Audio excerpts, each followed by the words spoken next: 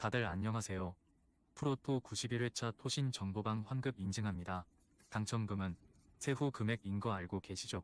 다들 아시겠지만 한 경기 취소되어 당첨금이 반토막 났지만 그래도 당첨 모두 축하드리며 오늘 경기도 분석 시작해보겠습니다.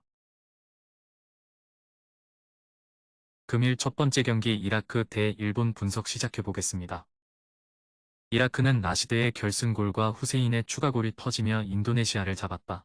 선제골 이후 상대에게 동점골을 내주며 위기도 있었지만 이번 대회 다크호스답게 좋은 첫 경기를 마쳤다. 암마리와 라시드 등 그들이 자랑하는 중앙 미드필더들이 경기 내내 주도권을 내주지 않았고 나틱의 수비 라인 지휘도 안정적이었다. 일본은 조별 예선 첫 경기에서 망신을 당할 뻔했지만 가까스로 체면 치레를 했다. 독일과 튀르키예 등 유럽의 강우 상대로도 엄청난 화력을 보여주며 승리했고 우승 후보 1순위로 평가받았는데 베트남의 두 골을 허용했다. 그래도 그들이 자랑하는 미나미노와 우에다 등이 골을 기록했고 엔도와 모리타의 중원 존재감도 확실했다. 일본의 승리를 본다. 이라크는 평가전에서 만난 한국전처럼 강호인 일본 상대로 텐백 비슷한 소비 축구로 승부를 보려 할 것이다. 알리와 바예시 등 역습 능력이 좋은 선수들도 있다. 그러나 일본 상대로 라인을 내리고 90분을 버티긴 어렵다. 모리타와 엔도의 중원 장악 속에 이토 주냐와 미나미노, 우에다가 상대 수비를 몰아칠 일본이 승리할 것이다. 금일 두 번째 경기 카보베르데 대 모잠비크 분석 시작해보겠습니다. 카보베르데는 예선 첫 경기에서 가나를 제압했다. 선제골을 지키지 못하고 동점을 허용하긴 했지만 후반 교체로 출전한 튀르키예 리그 소속 로드리게스의 결승골이 팀을 살렸다.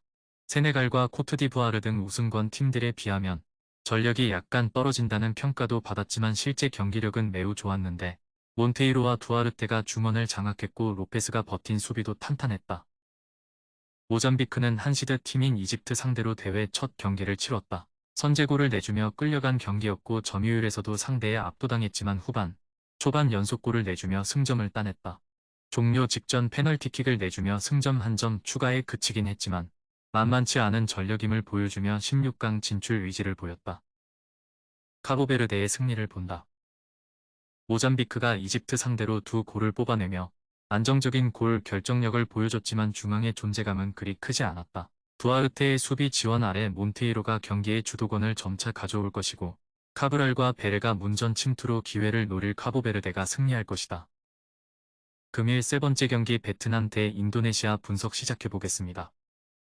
베트남은 일본 상대로 선전했지만 승점을 따내지 못했다. 딘 박과 판투어나이의 연속골이 나오며 경기를 뒤집었는데 그 후 연속골을 허용했다.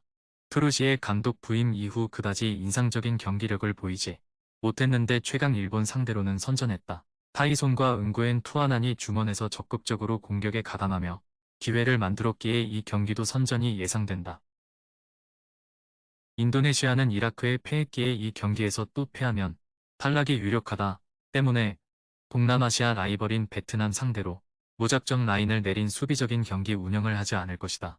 신태용 감독 부임 이후 가장 신뢰받는 공격수인 페르디난을 중심으로 스트라익과 사요리 등 해결할 수 있는 전방 자원들이 경기 내내 공격적으로 나설 것이다. 베트남의 승리를 본다. 인도네시아는 아스나위와 아란 등 빠른 발을 앞세워 상대 측면을 허물 윙백들이 있다. 그러나 베트남은 인도네시아보다 공격 전개에 더 강점이 있는 팀이다. 투아난이 중원에서 존재감을 보이며 경기 주도권을 내주지 않을 수 있고 판투어나이와 반투룽 등이 해결할 베트남이 승리할 것이다. 토신 최종 조합은 영상 아래 고정 댓글로 말 걸어주시면 토신정보방에서 무료로 공유해드립니다. 제발 손해보면서 토토하지 말고 다같이 웃으면서 즐겁게 베팅합시다. 함께 하실 분들은 부담 갖지 마시고 편하게 말 걸어주세요.